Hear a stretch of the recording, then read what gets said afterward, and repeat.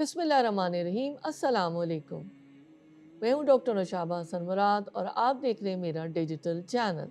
अल्लाह ताला ने इंसान को पैदा तो फरमाया, लेकिन उसे यूं ही इस पूरी कायनात में भटकने के लिए नहीं छोड़ दिया। अल्लाह ने इसे अक्ल दी, शऊर दिया और इसके साथ साथ उसके सामने दो नुमाया रास्ते खोल कर रख दिए। एक आजिज़ी का रास्ता और एक तकब्बुर का रास्ता। इंसान की सबसे खतरनाक बीमारी जिस्म की नहीं बल्कि उसके दिल की बीमारी है। वो बीमारी जिसका आगाज सिर्फ एक जुमले से होता है, मैं बेहतर हूँ।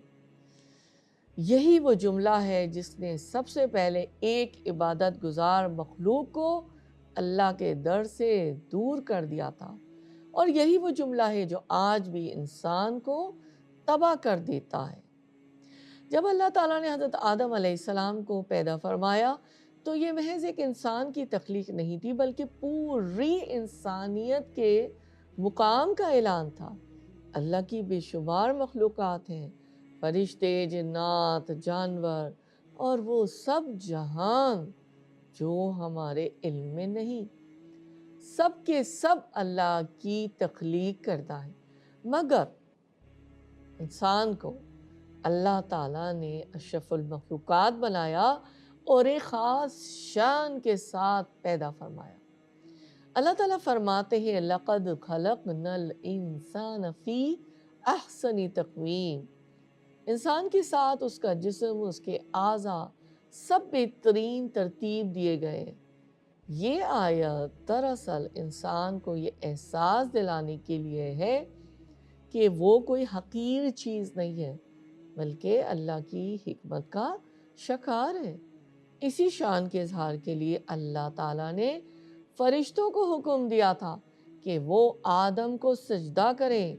ये इबादत का सजदा नहीं था, बल्कि हज़रत आदम के बुलंद तरीन मुकाम के एतराफ़ का सजदा था। तमाम के तमाम फरिश्तों ने फ़ौरन अताअत की, क्योंकि वो अल्लाह की नाफरमानी नहीं करते थे। मगर इब्लीस ने इनकार कर दिया। उसने कहा, अना खैरुम मिन्हु खलक़तनी मिन नारिन व खलक़तहु मिन तीन। मैं बेहतर हूँ इससे। यही वो लम्हा था जब तकब्बुर ने जन्म लिया। ये पहला गुनाह था जो कायनात में सरज़द हुआ।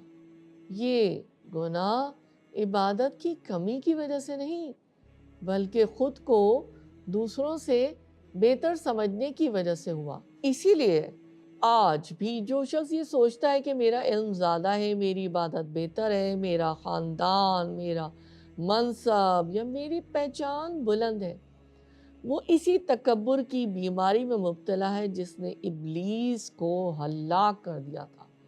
नबी करीम सल्लल्लाहु अलैहि वसल्लम ने सही मुस्लिम की हदीस में फरमाया, जिसके दिल में राई के दाने के बराबर भी तकब्बुर होगा, वो जन्नत में दाखिल नहीं होगा। इसके मुकाबले में इंसान की फितरत कमज़ोरी है, और यही कमज़ोरी अगर आजिज़ी के साथ हो तो अल्लाह के यहाँ सबसे महबूब बन जाती है। अल्लाह ताला ने हज़रत आदम अलैहिस्सलाम को जन्नत में रखा, हर नेमत अता की, सिर्फ एक चीज़ से रोका, लेकिन शैतान ने वसवसा डाला, ख्वाहिश को खूबसूरत बनाकर पेश किया और अंजाम को छुपा दिया। आखिरकार क्या हुआ? हज़रत आदम अलैहिस्सलाम और हज़रत हव्वा दोनों लग़्ज़िश का शिकार हो गए। कुरान करीम किसी एक को मोरिद इल्ज़ाम नहीं ठहराता, बल्कि इंसान को ये सिखाता है कि ख़ता हो सकती है। असल सवाल ये नहीं कि गुनाह हो या नहीं, असल सवाल ये है कि इसके बाद क्या हुआ।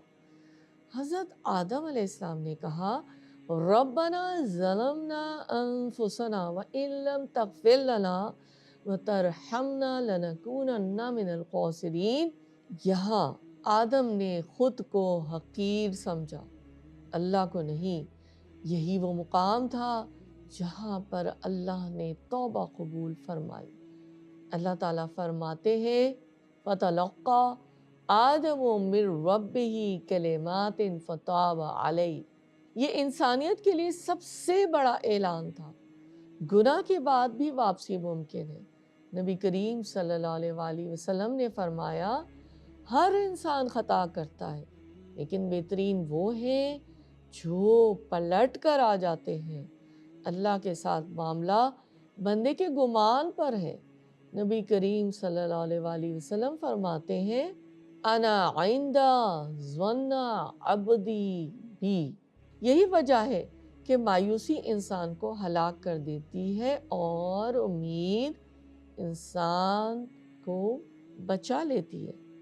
تکبر انسان کو اللہ سے دور کر دیتا ہے اور عاجزی انسان کو اللہ کے قریب لے جاتی ہے۔ جو شخص خود کو بہتر سمجھتا ہے وہ خطرے میں ہوتا ہے، اور جو شخص خود کو محتاج سمجھتا ہے وہ محفوظ رہتا ہے۔ آئیے اللہ سے دعا کریں، اے اللہ ہمیں تکبر سے بچا، ہمیں عاجزی عطا فرما اور ہمیں اپنی رحمت سے کبھی بھی محروم نہ کیجیے گا۔ یا اللہ ہماری دعاؤں کو قبول کر لیجیے گا، آپ ارحم الراحمین ہیں۔ آمین یا رب العالمین۔